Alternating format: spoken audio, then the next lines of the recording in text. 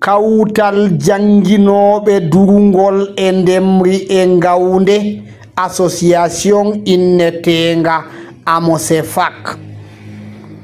ɓe kawti ɓe gaɗi ñalowmare maɓɓe arandere kamɓe janginoɓe durgol e ndemri e gawde haɓe pamtina ummatore daraja kuugal ngal ɓe kuwata e nonnon bo ɓe jottina bojji maɓɓe ha gomnati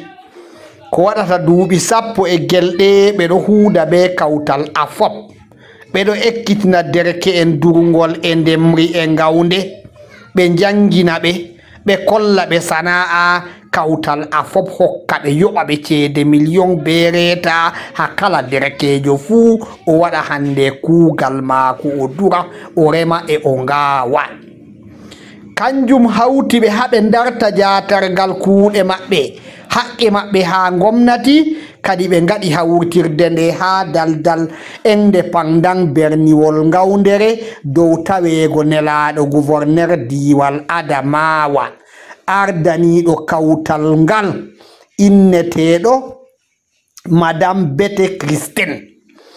kuuɗe ɗuɗɗe huwama ko ɓurata dereken 10 janginama ha nder lesdi Cameroun hollama sana'a e nonnon ɓe ballitama laabi faggudu non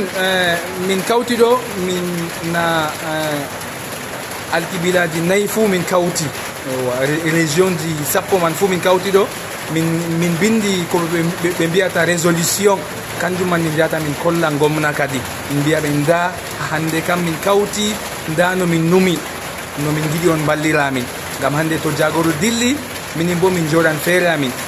nda minin bo no gomna Cameroun min giɗi ɓe ballira amin nda no min giɗi ɓe ɗofta amin ngam hande to janginoɓe wala jangoɓe noytan minin noon janginoɓe minin bo min mari haje gomna Cameroun wona be amin